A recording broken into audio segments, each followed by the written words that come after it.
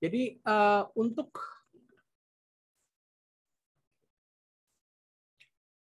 ini adalah kombinasi ya. Ini maksudnya ini pertanyaan-pertanyaannya ini adalah kombinasi dari pertanyaan-pertanyaan kelas 7 dan kelas 8, soal-soal kompetisi yang tahun lalu.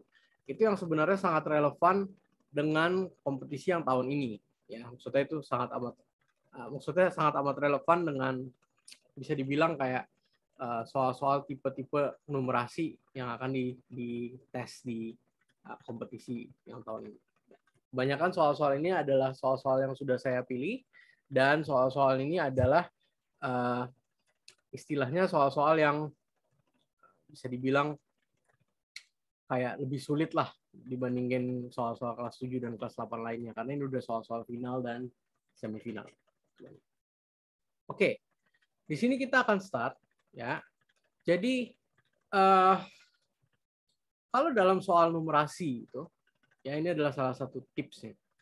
Kalau dalam soal numerasi itu tuh kebanyakan soal-soalnya itu adalah mendapatkan sebuah stimulus, ya, sebuah stimulus yang nanti dari stimulusnya itu teman-teman itu harus mengidentify poin-poin pentingnya, ya, harus mencari poin-poin pentingnya. Habis itu itulah yang nanti akan digunakan untuk menjawab pertanyaan. Jadi kebetulan di soal ini, untuk yang soal yang ini, ya, ini soal ini teksnya itu atau stimulusnya itu sangat amat panjang. Sedangkan yang penting itu sebenarnya ya oke, mungkin di dalamnya itu kayak ada yang sedikit penting, tapi maksudnya yang penting itu benar-benar cuman kayak sebenarnya cuma sedikit doang. Jadi teman-teman harus cari gitu kan. Habis itu ini adalah pertanyaan pilihan ganda kompleks.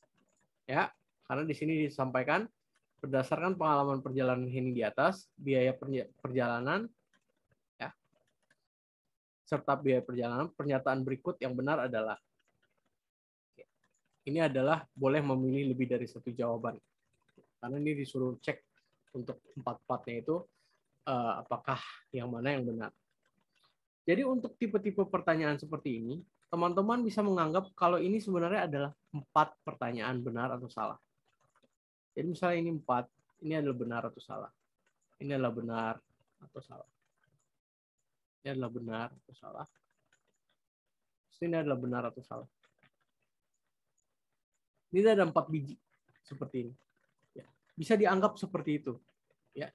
Jadi kayak ada 4 pertanyaan benar salah, atau lebih tepatnya 4 pernyataan benar salah. Ya, maksudnya nanti tinggal dicek satu demi satu. Nah, di sini setelah kita setelah kita baca, ya, habis itu nanti kita lihat pernyataannya untuk dicek, habis itu nanti kita balik lagi. Kita bisa tandain. Jadi kalau misalnya ini, Henny menghabiskan sekitar 36 liter bahan bakar untuk perjalanannya. Ini kita membicarakan tentang bahan bakar. Jadi kita harus cari yang berhubungan dengan bahan bakar di sini ya. Jadi misalnya ini bahan bakar mobilnya sampai penuh dengan harga 7.650 liter. Ini bahan bakar mobilnya itu udah sampai penuh. Oke. Maksudnya bahan bakar mobilnya itu awal-awalnya itu penuh. Harga pengisian bahan bakar sama dengan harga pengisian sebelum berangkat. Ya, pokoknya sepanjang perjalanan ini nanti harga pengisiannya itu sama. Oke. Habis itu kita coba cari lagi harga bahan yang berhubungan dengan bahan bakar. Kayak di sini. Dia mengisi bahan bakar sebanyak 100.000. Lalu nanti dia melanjutkan perjalanannya lagi, bla bla bla bla bla. Habis itu nanti dia melewati SPBU dan mengisi bahan bakar sebanyak Rp 100.000. Lalu terakhir dia mengisi bahan bakar kembali sampai penuh sebanyak Rp 75.000. Jadi bisa dilihat awalnya dia start dengan bahan bakar yang penuh, maksudnya full tank, ya. Di situ dia bayar 100.000, lalu dia bayar 100.000 lagi, lalu habis itu dia bayar 75.000, dan ini ujung-ujungnya pas dia sampai itu full tank lagi. Jadi bisa kita konklusikan kalau dia itu membayar 275.000 ini sepanjang perjalanannya untuk bensinnya, bahan bakar. Jadi nanti tinggal dibagi 275.000 dibagi dengan harga si bensin ini, bahan bakar ini, habis itu sama dengan 36 liter. Jadi setelah dicek pernyataan pertama ini itu adalah benar. Nah, di sini saya akan men-share satu tip buat teman-teman. Ya, kalau soalnya panjang kayak gini, ini mungkin bisa dipakai buat numerasi dan bisa dipakai literasi juga. Jadi ini kan kebetulan kompetisinya ini online. Jadi kalian bisa pakai menggunakan kayak apa istilahnya, kayak fitur-fitur yang ada di dalam browser kalian gitu kan. Jadi kalau di sini yang bisa dilakukan itu adalah kalian bisa Ctrl F. Oke. Bisa cari bahan bakar. Seperti ini. Karena pertanyaannya tentang bahan bakar kan. Jadi nanti otomatis yang bahan bakar ini akan muncul di sini. Ya.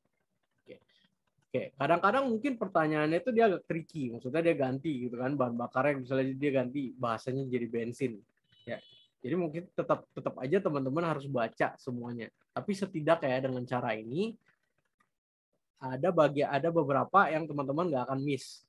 Ya, karena udah dicari pakai komputer bahan bakar dan bahan bakarnya itu nanti muncul. Jadi misalnya teman-teman miss yang bagian ini, tapi setelah di Ctrl F atau di Find itu bakal keluar. Jadi ini adalah salah satu tip yang bisa digunakan. Karena kebetulan kompetisinya online.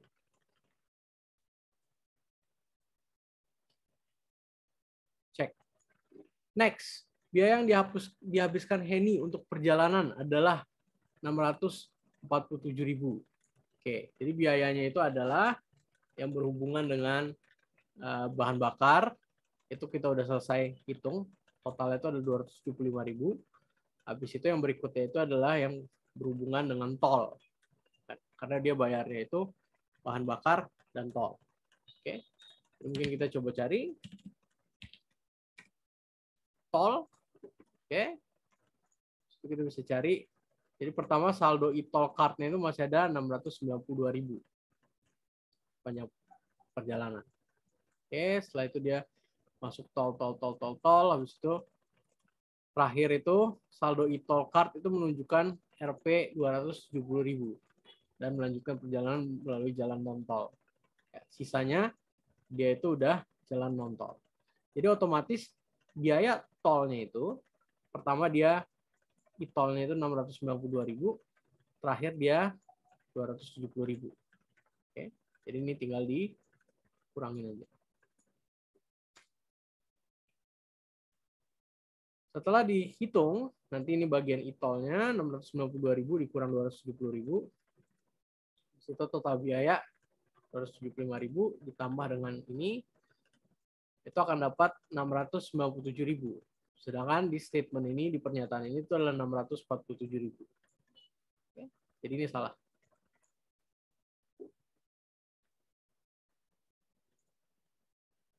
Seperti itu.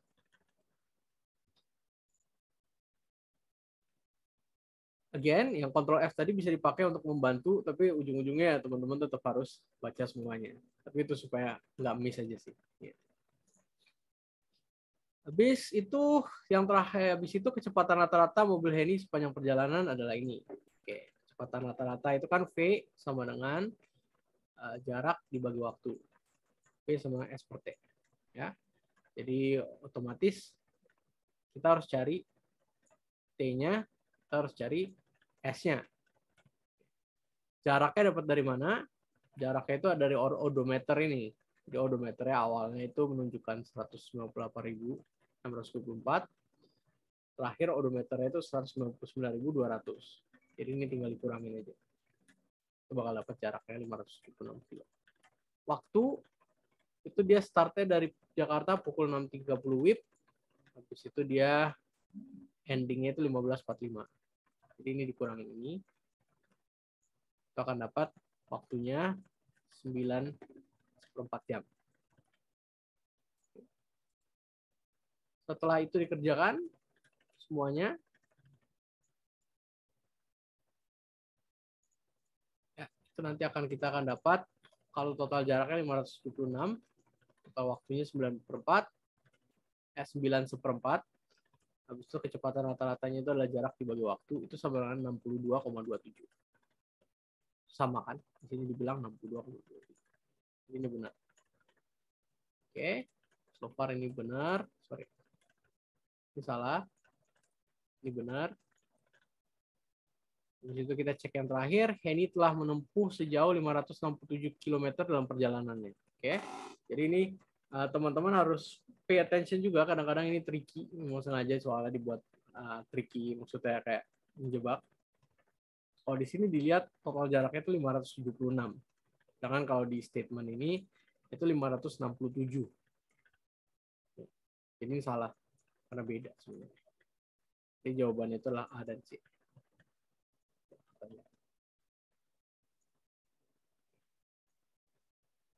Cukup clear teman-teman, ada pertanyaan? Oke, kalau ada pertanyaan nanti silakan di on mic aja atau ditanyakan di chat. Maaf Kak, mau tanya nanti ada record Zoom pembahasannya? Ada. Putri ada. Taruhnya di YouTube-nya Sunaidu Learning Studio. Oke. Berikutnya itu soal nomor 2. Oke. Jadi sama seperti yang disampaikan tadi, lalu ada stimulusnya. Ya di YouTube. Sama-sama. Jadi ada stimulus, ya. Habis itu ada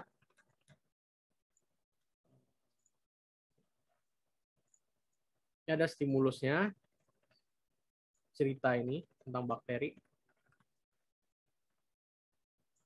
Terus ada pertanyaannya. Habis itu pernyataan yang berikut yang benar tentang jumlah bakteri, pilih lebih dari satu jawaban benar. Sama, same konsep. Jadi ini dianggap sebagai ini sebenarnya 4 pertanyaan benar salah. Mau nggak mau kita harus telusuri satu demi satu.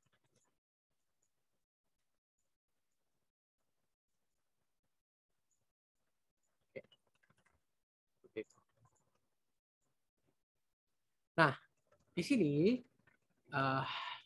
pertanyaan ini kita bisa baca semuanya, ya. Tapi kebetulan nanti ujung-ujungnya setelah dibaca, itu yang penting itu adalah sebenarnya ini bakteri yang merupakan sel tunggal akan membelah menjadi 2 sel anak yang identik. Jadi nanti dia akan membelah menjadi 2. Oke. Jadi 1 dia akan selalu jadi 2. Nanti si 2 itu dia akan selalu jadi 4.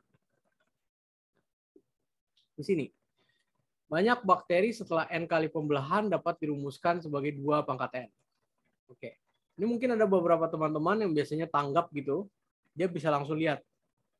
Gitu kan. Misalnya, oh ya udah maksudnya dari cerita ini itu tuh benar-benar 2 pangkat N.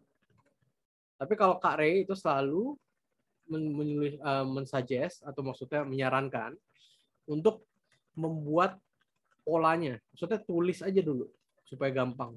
Tulis aja dulu polanya. Jadi ini kan si bakteri ini dia selalu mulai dari 1. Setelah 1 kali pembelahan, ini jadi 2. Setelah 2 kali pembelahan, ini jadi 4. Setelah 3 kali pembelahan, dia jadi 8. Kan? Karena 1 replikasi jadi 2, 2 replikasi jadi 4, 4 replikasi jadi 8, 8 replikasi jadi 16. Setelah kita udah bikin nih polanya, ya maksudnya setelah kita pattern ini udah kelihatan, nah ini kita bisa lihat aja. Jadi banyak bakteri setelah N kali pembelahan itu dapat dirumuskan 2 pangkat N. Misalnya contoh, dia bilang kayak gitu kan. Oke, jadi ini pertama 1. Yang kedua, abis dia udah belah pertama nih ya, berarti N sama dengan 1 di sini. N sama dengan 1 di sini. Setelah N, maksudnya setelah 1 kali pembelahan, ini jadi 2 atau 2 pangkat 1. Setelah 2 kali pembelahan, ini jadi 4 atau 2 pangkat 2. Dan seterusnya. Jadi 2 pangkat 3. Ini jadi 2/4. Jadi otomatis kalau dilihat statement ini, apakah dia memang 2/n, kita bisa lihat setelah n-nya sama dengan 1 atau 1 kali pembelahan, ini 2/1. Setelah n-nya 2, ini 2/2. N-nya 3, ini 2/3. N-nya 4, ini 2/4. Jadi otomatis ini benar. Ya. Selalu ditulis aja polanya supaya kelihatan. Ini benar. Oke. Berikutnya, pembelahan biner ini artinya satu bakteri itu membelah diri menjadi 2. Dia bilang 1 jadi 2, 2 jadi 4, 4 jadi 16. Loh, ini kenapa 4 jadi 16? Gitu kan? Ini ada yang miss dong. Ya. Kalau kita lihat di sini pola kita, yang tadi kita udah tulisin, ini 1 jadi 2, 2 jadi 4, 4 jadi 8 dulu, baru jadi 16. Jadi dia kurang nih 8 dari sini. Jadi dia salah. Oke. Yang ketiga, pada kondisi yang menguntungkan, N bakteri dapat meningkat jumlahnya menjadi N kuadrat. Nah, kita lihat di soal ini. Kalau dibaca, stimulusnya nggak ada yang bilang kayak gini kan. Kayak dia nggak, maksudnya dia nggak ada yang dalam artikelnya mengatakan kalau rumusnya itu bisa berubah. Oke, jadi ini salah. Oke.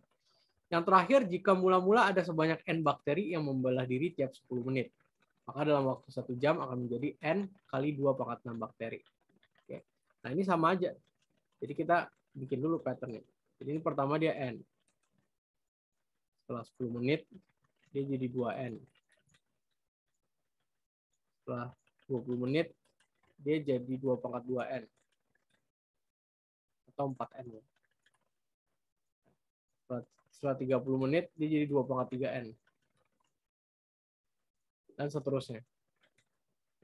Jadi kita bisa tahu ini pangkatnya ini tergantung dari udah berapa iterasi. Atau dia udah membelah diri berapa kali.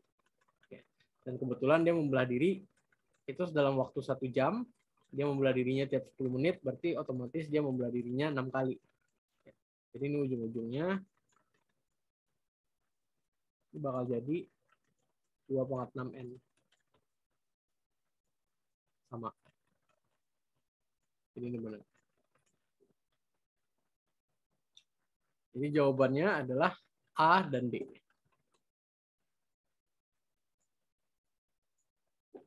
Buat soal.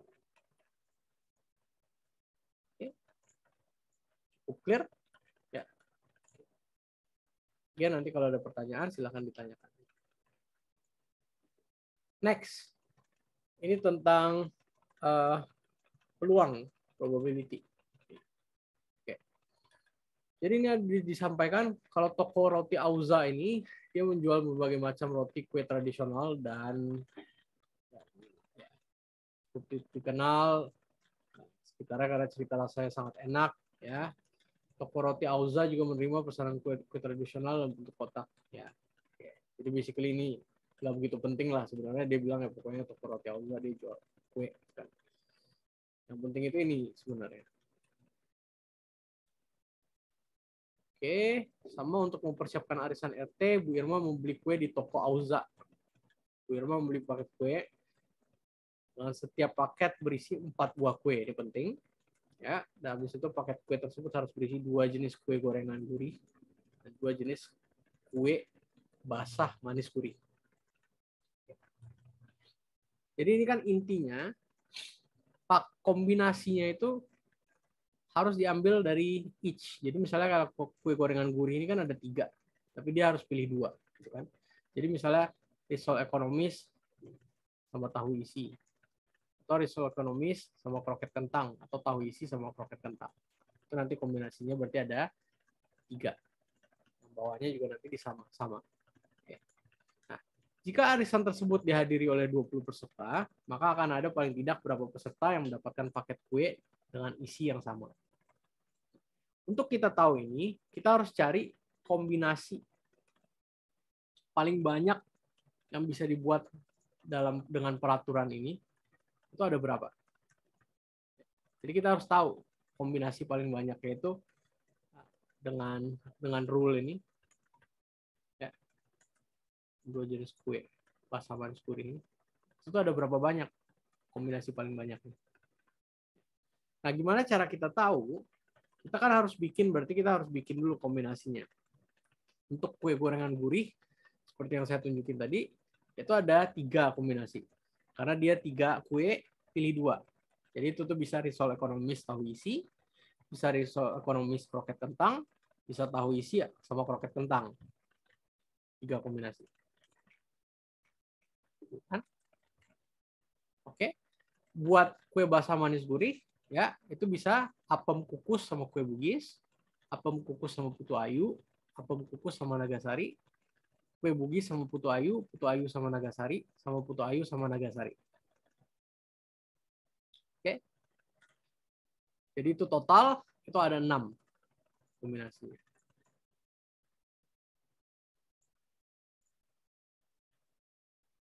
Sini kita bisa lihat. Ini ada totalnya 3, ini semua kombinasinya, ini totalnya ada 6. Oke. Nah, kalau udah sampai titik ini, ya, kalau misalnya dia itu adalah satu paketnya itu harus ada 2 dan 2, dan kita udah tahu kombinasinya masing-masing, itu tuh harus dikalikan. Kenapa dikalikan? Karena kalian bisa anggap, jadi di setiap paket itu, nanti paket ini risoles sama tahu isi ini itu tuh bisa dipasangkan sama ke-6-6-nya ini, dan itu akan membuat paket yang unik. Ya, paketnya itu akan berbeda bentuknya, ya kan? Jadi bisa ada 2 ini sama apem kukus sama kue bugis, ya, apem kukus sama putu ayu, apem kukus sama nagasari. Jadi ini bentuknya itu akan selalu berbeda. Ini adalah 6 unique combination. Yang ini kalau dipasangin lagi ke masing-masing,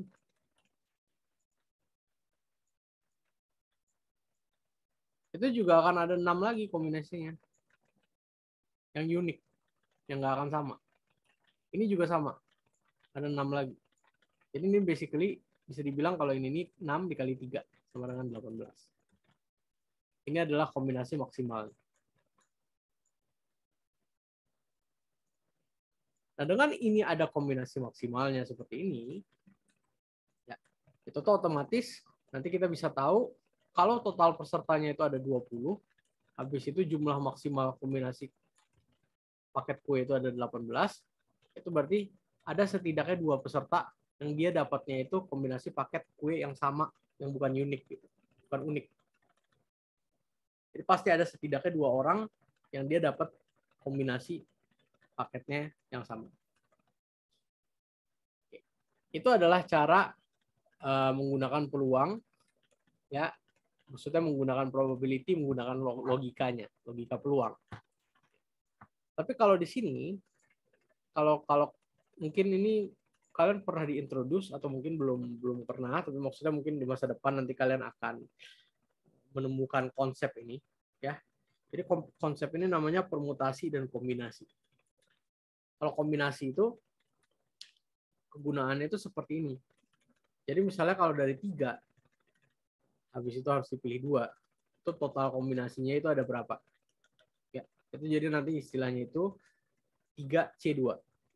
Atau kalau dulu saya sekolah itu sering diajarkan sama guru, itu 3 choose 2.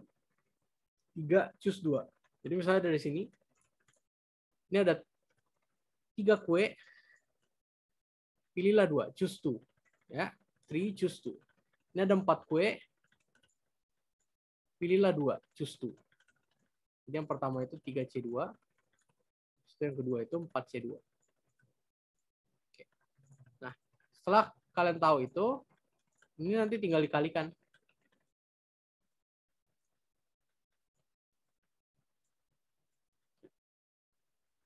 Jadi 3 choose 2, 3C2 kali 4C2 sama dengan 18. So, nanti jawabannya dapat. Selesai udah. Jadi ini cara paling cepatnya sebenarnya menggunakan rumus kombinasi ini. 3C2 kali 4C2 sama 18. Nah, rumus kombinasi ini bagaimana? Ya, Maksudnya ini cuma bagi kalian yang interested aja. Maksudnya mungkin belum diajarkan atau mungkin belum ditemukan. Maksudnya nanti mungkin di masa depan tidaknya kalian udah familiar. Rumusnya itu ini. NCR itu sama dengan N faktorial per R faktorial dikali N min R faktorial. Ini mungkin kelihatannya sulit ya, tapi sebenarnya ini lumayan simpel. Ya. Jadi kalau faktorial itu artinya misalnya kalau katakan itu 3 faktorial. Itu artinya itu 3 dikali 2 kali 1. Jadi pokoknya dia terus. Jadi kalau misalnya 2 faktorial, berarti 2 kali 1. Oke. Jadi sekarang sebenarnya kalau kalian udah familiar, ini tinggal masukin rumusnya aja ke sini. Jadi NCR kan sama dengan ini kan. Jadi berarti kita tulis 3C2, ya, N-nya itu 3, R-nya itu 2.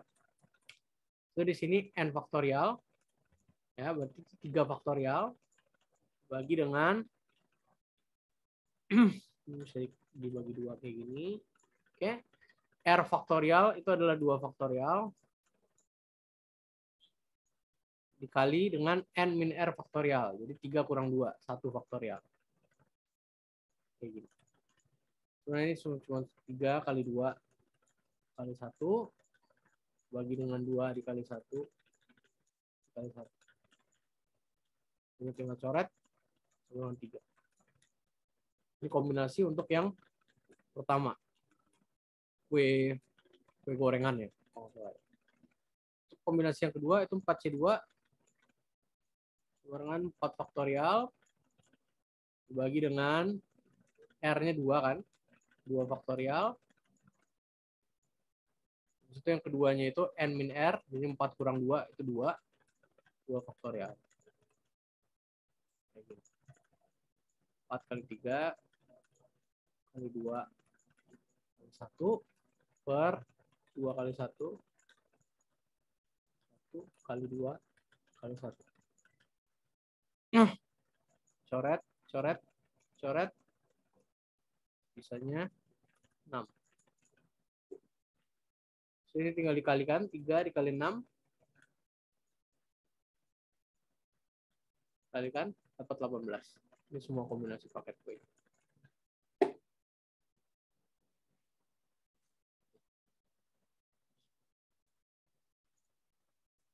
Oke.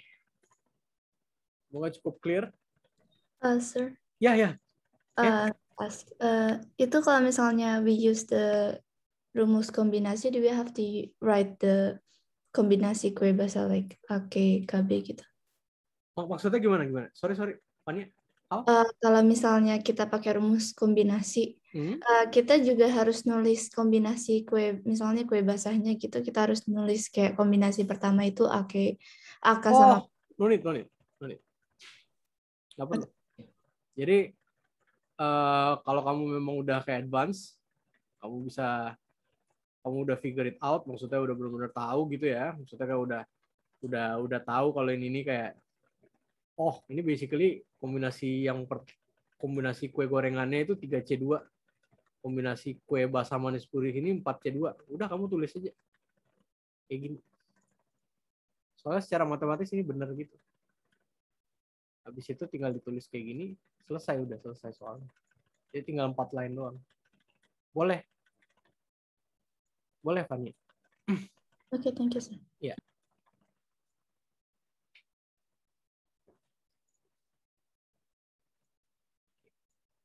Good.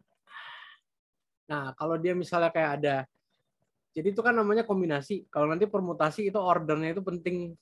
Ya, tapi itu nanti mungkin akan diajarkan nanti. Jadi kalau kombinasi ini dia mengatakan kalau urutannya itu nggak penting kan. Jadi makanya ini kombinasinya ada RE sama TI, RE sama kakak, TI sama kakak. Kalau permutasi itu nanti ordernya itu penting. Jadi misalnya dia bisa kayak TI sama RE, RE sama TI sama misalnya satu lagi itu TI sama RE. Ini dianggap dua permutasi yang berbeda. Jadi ini juga dua permutasi yang berbeda. Tapi itu permutasi. Kalau ini kombinasi. Jadi kalau kombinasi itu ordernya nggak penting. Itu contohnya. Oke. Soal berikutnya. Jadi ini ya, ini ada kalian dikasih sebuah teater. Ya, habis itu ada sebuah ruang berisi 10 baris tempat duduk. Habis itu baris pertamanya itu berisi 10 tempat duduk, baris keduanya berisi 12 tempat duduk, baris ketiga 15, 17, 20 dan seterusnya. Oke, habis itu ditanya banyak tempat duduk totalnya untuk 10 baris, sama berapakah nomor tempat duduk di tengah baris ke-7. Oke. So, jadi ini caranya itu untuk mengerjakan ini sama. Jadi kalau misalnya pola, ya, ini kebetulan jumlah barisnya sedikit. Jadi mungkin kalau kalian pingin kayak hitung aja, bikin polanya terus habis itu dihitung semuanya, mungkin itu cepat juga ya. Jadi kalau untuk soal ini, tapi tentunya kalau secara matematis itu bukan caranya yang benar. Jadi kalau misalnya kayak nanti ada yang tanya sama kalian, misalnya ini jumlah barisnya itu ada 1000, berapa totalnya? Nah kayak gitu kan kalian nggak mungkin bisa hitung secara manual. Jadi gimana caranya? Pertama selalu kita tulis. Ya, apapun yang kita dapatkan informasi selalu kita tulis. Kalau ini tentang pola, kita tulis polanya. Jadi menurut saya ini berisi 10 tempat duduk, 12, 15, 17, dan 20. Jadi silakan kita tulis aja. 10, 12, 15, 17, 20. Oke. Di sini kita udah bisa lihat patternnya. Kalau pertama dia tambah 2, itu dia tambah 3. 3. Itu dia tambah 2 lagi. Itu dia tambah 3 lagi. Seperti ini. Nah, ini kunci dalam pertanyaan ini ya, itu adalah kalian harus mengidentify, kalian harus bisa lihat kalau sebenarnya ini adalah pattern deret bilangan, ya, tapi ada 2 pattern yang berbeda. Jadi boleh nggak saya bilang kalau ini sebenarnya itu ada 2 polanya, ya. Jadi pola 1, kita ambil yang ganjil.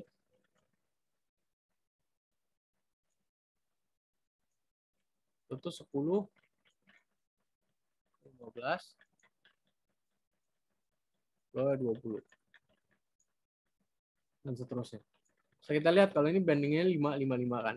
Nanti berikutnya nanti pasti 25. Dan seterusnya. Oke.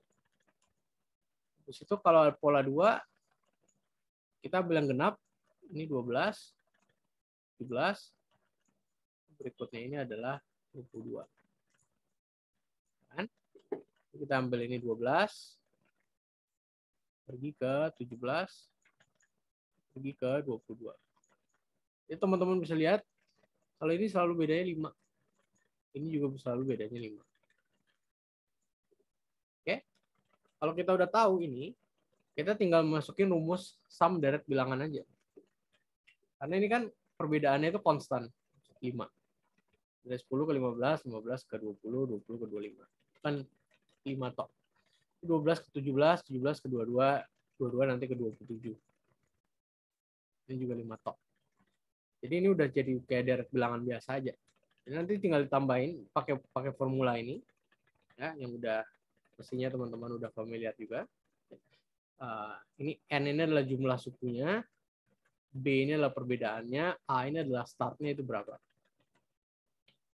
Jadi setelah dihitung, nanti sum pola 1 ini, ya, karena dia bilang ada 10 baris, maka N-nya itu 5. Kalau berarti ada 5 pola 1, ada 5 pola 2. Karena mereka ganti-gantian kan. Oke. Jadi nanti dimasukin rumusnya, akan dapat yang 5 yang ganjil itu berapa. Di situ 5 yang baris genap itu berapa. Ditambahkan, itu nanti akan dapat 210. jumlah tempat duduk. Oke. Nah, begitu udah sampai step ini udah gampang. Jadi misalnya nanti berapakah nomor tempat duduk di tengah baris ke-7? Ya udah, berarti nanti kita tinggal menggunakan yang sama. Kita hitung untuk sum-nya di baris ke-6 sama sum-nya di baris 7. Habis itu nanti tinggal dibagi 2. Atau bisa juga dari sum-nya 6, habis itu lihat nanti di pattern yang ke-7 itu berapa, nanti diambil tengah-tengahnya, habis itu ditambahkan.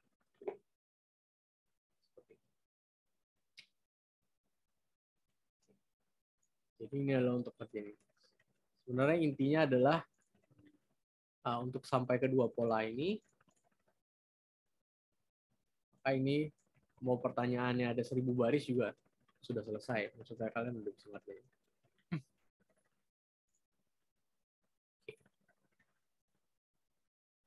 Good, kalau cukup clear,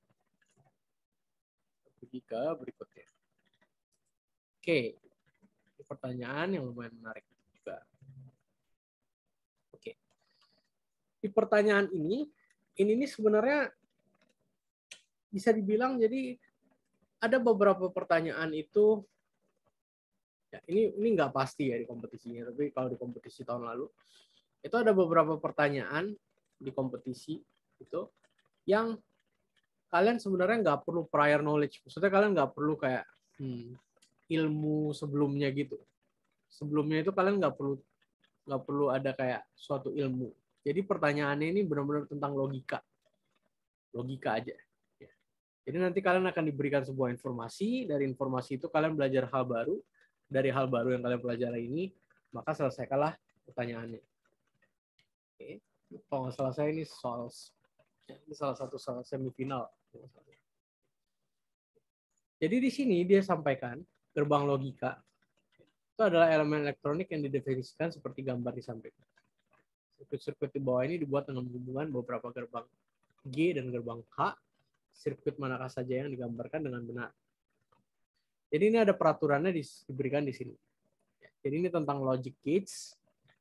Ini ada berhubungan dengan elektrikal, ya. Tapi nanti mungkin di masa depan kalian akan ketemu kalau misalnya kalian kayak menjadi kayak masuk engineering gitu-gitu. Ya. Nah, di sini dibilang ini arus listriknya ada di sini. Ini apakah saklarnya off atau on? Di sini lah apakah lampunya nyala atau enggak. Kalau lampunya nyala otomatis berarti arus listriknya lewat kan. Di situ saklarnya kalau off berarti arus listriknya nggak ada, kalau on berarti arus listriknya itu ada. Jadi di sini bisa dilihat kalau si G ini kalau dua-duanya off hasilnya off. Oke, kalau dua-duanya on hasilnya juga tetap off. Kalau lewat si G ini. Sedangkan kalau salah satu on, salah satu off, itu dia akan nyala. Berarti arus listriknya lewat. Kalau buat yang H, kalau dua-duanya off, dia off. Kalau salah satu nyala, dia nyala. Tapi kalau dua-duanya nyala, dia nyala. Jadi ini yang berbeda sama si Q sama si H ini. Kalau si H ini kalau dua-duanya nyala, dia nyala. Kalau si Q ini dua-duanya nyala, dia off. Again, ini pertanyaan pilihan ganda kompleks, pilih lebih dari satu jawaban yang benar. Ditanyakan mana sirkuitnya gambar yang benar. Jadi mau nggak mau kita harus cek satu demi satu. Ya, menggunakan peraturan tadi. Sekarang ini off, pergi ke G, otomatis jadi off. Ini off, nggak ada arus listrik, pergi ke H, otomatis nggak ada arus listrik. Setelah dia pergi ke sini, ini on sama off, ini ada. Oke, ini nggak ada sama nggak ada, masuk ke G, itu jadi off. Habis itu off sama on, ini jadi nyala. Lewat G. Satu nyala, satu nggak nyala. Maksudnya satu nggak ada arus listrik, satu ada arus listrik. Jadinya setelah lewat G, ini akan nyala. Jadi ini benar. Berikutnya sama. Ya, ini ada G berarti nyala. Sorry, ini ada off sama on berarti ini nyala. Ini ada off sama on berarti ini nyala. Ini off sama off berarti ini nggak nyala. Ini nyala sama nyala di G. Kalau lewat listriknya dua-duanya ada, dia bakal jadi off. Ya, jadi ini nggak ada. Ini nggak ada, semua nggak ada. Mestinya ini nggak ada, jadi ini salah. Ini nggak nyala. Oke, ini ada, ini ada, ini ada, ini ada sama ada masuk ke G, jadi nggak ada sama ada di G, jadi ada. Ini benar. Itu terakhir, kita cek sama ada, ini ada, masuk G, dua-duanya ada, nggak ada sama ada, jadinya ada. Ini benar. Jadi jawabannya A, C, D.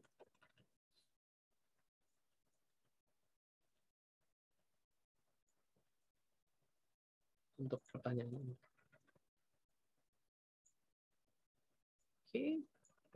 Jadi nanti pertanyaannya dari yang diberikan ke maksudnya dari ilmu baru yang diberikan, kalian supposed to belajar, terus nanti menjawab pertanyaan. Jadi kalau yang ini sebenarnya lebih ke logika sih, nggak ke matematika. Oke, yang berikutnya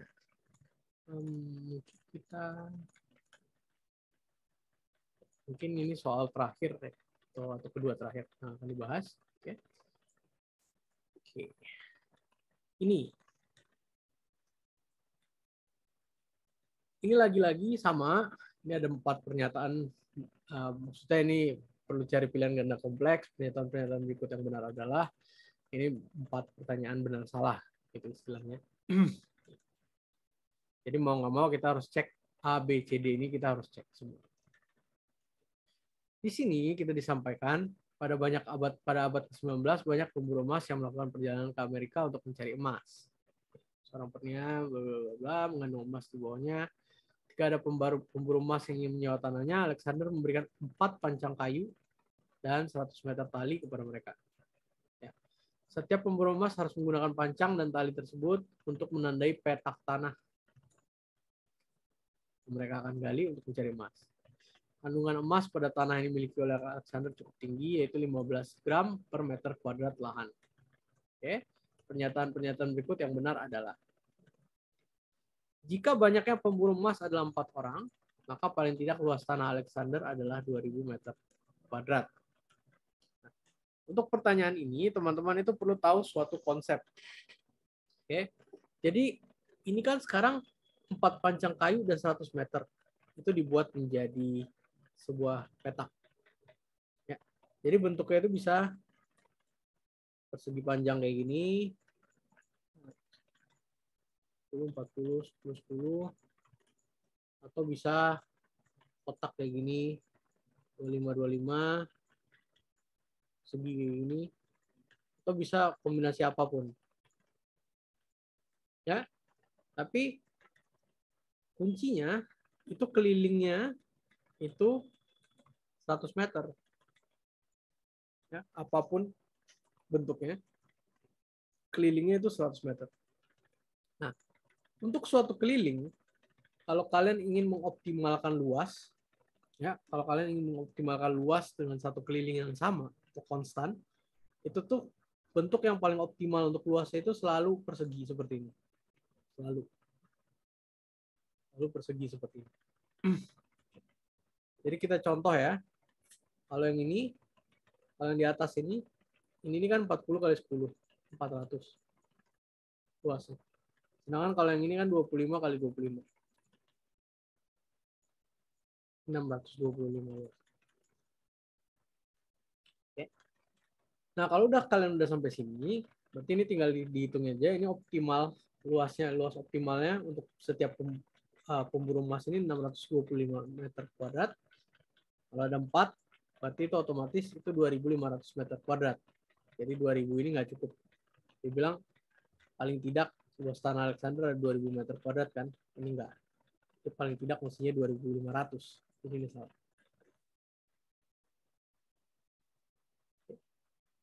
Nah, sekarang ditanya.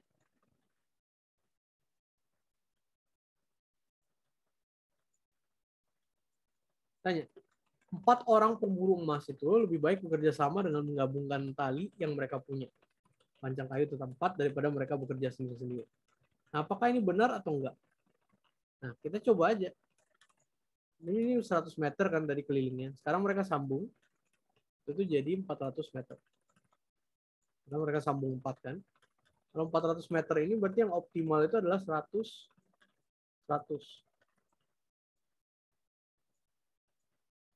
Dengan keliling 100. Ini otomatis luasnya itu adalah 10.000 meter kuadrat. Sedangkan dibandingkan kalau mereka nggak nyambung itu tuh cuman 2.500 ini. Jadi otomatis ini nih definitely luas yang optimal. Nah ini udah pasti. kalau mereka bisa nyambung. Itu kayak agak main curang gitu. Nah ini saya akan tunjukin ininya ya. Maksudnya saya akan tunjukin di graph paper buktinya buat ini.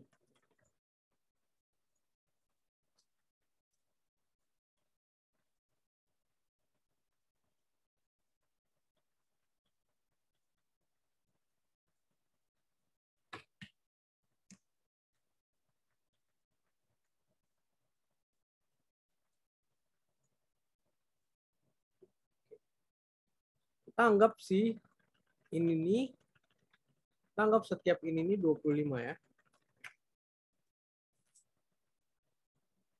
Dimensinya ini pokoknya ini 25 untuk kotak ini.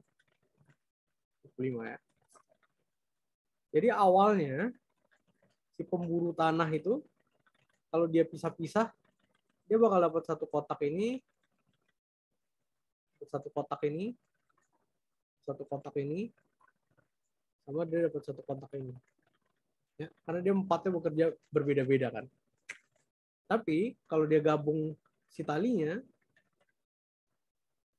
kayak gini, dia tuh bisa dapat ini 100 kan, 4 biji. Dia bisa dapat ini 100 juga luasnya.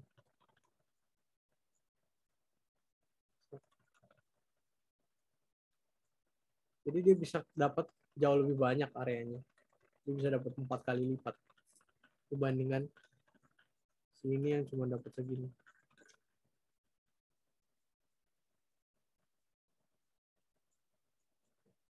Inilah jawabannya. Definitely kalau mereka bisa sambung, mereka mestinya menyambung. Itu adalah kalau dibayangkan dengan ininya, kalau dibayangkan bentuknya, tanahnya itu kira-kira seperti apa. Oke. Berikut. Sekarang kita pergi lagi ke soalnya. Oke. Jadi ini udah clear kalau ini cukup. Ini definitely benar. Berikutnya berat maksimal emas yang dapat dihasilkan oleh dua pemburu emas ini bekerja sendiri-sendiri ya adalah 18,75 kg. Ini udah tinggal dihitung. Kita udah tahu luas optimal satu pemburu emas itu 625. Berarti luas optimal dua pemburu emas itu 1.250 meter kuadrat dikalikan dengan kandungan emasnya. Ini itu sama dengan 18.750 gram sama dengan 18,75 kg. Ini sama dengan statement ini, maka statement ini benar. Seorang pemburu emas mungkin mendapatkan 9,18 kg emas pada lahan yang dia gali. Jadi sama, kalau satu orang itu 625 dikalikan dengan kandungannya, dia berpotensi untuk mendapat 9,75 kg maksimalnya. Jadi tentu saja 9,18 kg itu possible. Ya, bisa dapat 9,18 kg. Karena maksimalnya 9,7. Jadi mungkin aja dia dapat 9,18 kan. Jadi ini propositor. Jadi jawabannya itu B, C, sama D. Untuk pertanyaannya.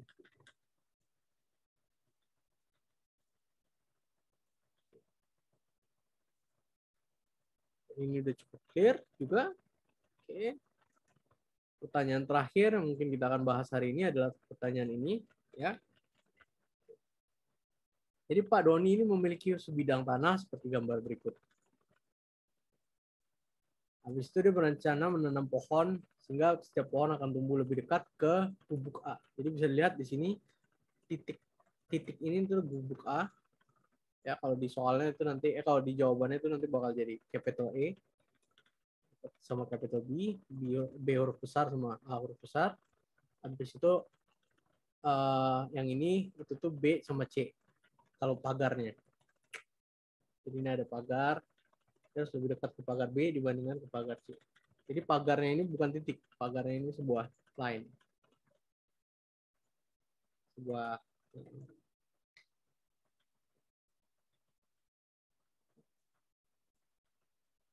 garis.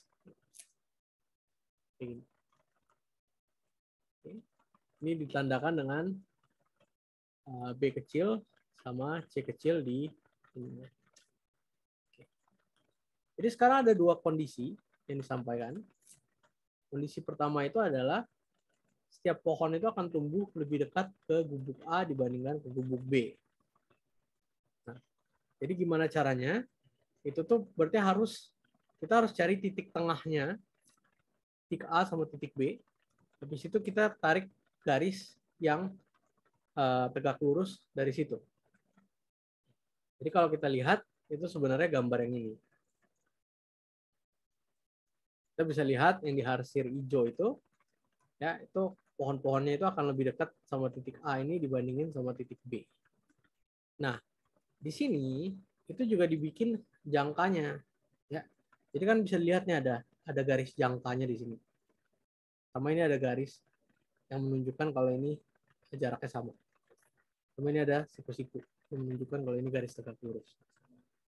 Nah, ini kalau teman-teman familiar, itu kalau menggunakan jangkanya untuk mencari titik tengah, garis titik tengah seperti ini, itu tuh jangkanya ditaruh jarumnya di sini. Habis itu dibikin kayak line seperti itu, ya pakai jangkanya yang agak panjang. Habis itu taruh jarumnya satu lagi di sini, dibikin satu lagi. Habis itu mereka akan bertemu di dua tempat kan. Habis itu ini di-connect garis lurus, itu akan dapat garis. Itu adalah untuk yang kondisi yang pertama. Oke. Kondisi yang kedua adalah lebih dekat ke pagar B dibandingkan ke pagar C. Lebih dekat ke pagar B dibandingkan ke pagar C. Ya. Jadi itu kalau dilihat, itu sebenarnya kondisinya itu yang ini. Ini juga ada jangkanya. Jadi intinya itu adalah pas kita menarik garis ini, ya, angle sudut yang di atas ini sama sudut yang di bawah ini itu harus sama. Bisa dilihat ya. Sudut yang di bagian hijau ini sama sudut yang di bagian ini itu tuh harus sama. Di sini ada gambar jangkanya juga. Itu bagaimana cara membuat itu? Bagaimana cara membuat sudut itu? Membuat line ini. Itu pertama ditaruh jangkanya jarumnya di sini, ya. Habis itu dibikin sebuah garis dari jarum ini, ya, boleh dimanapun posisinya. Habis itu jarumnya ditaruh di sini, di titik di mana mereka bertemu ini. Habis itu dibikinkan kita bikin garis dari situ. Habis itu jarumnya ditaruh di sini. Habis itu kita bikin satu garis dari sini. Dari titik ini ke intersection mereka ditarik, itu akan dapat. Jadi ini makanya ada tandanya di sini. Ada jangkanya. Jadi kira-kira seperti itu untuk soal-soalnya. Beberapa soal-soal yang di. Oke, kayaknya untuk hari ini kita akan bahasnya sampai situ aja. Nanti sisanya soal-soal yang mungkin soal-soal yang menarik sisanya itu nanti akan kita bahas di workshop minggu depan.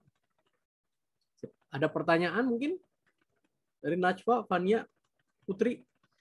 Cukup jelas semuanya?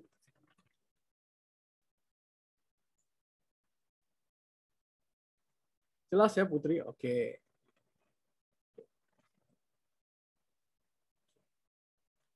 Sip. Oke, kalau gitu udah maksudnya berarti untuk workshop yang kali ini, sesi yang kali ini itu kita tutup dulu. See you in the next workshop. Itu nanti akan minggu depan. Okay. Thank you ya, thank you all, thank you Fania. Terima kasih Kak. Iya, sama-sama Najwa, sama-sama Putri.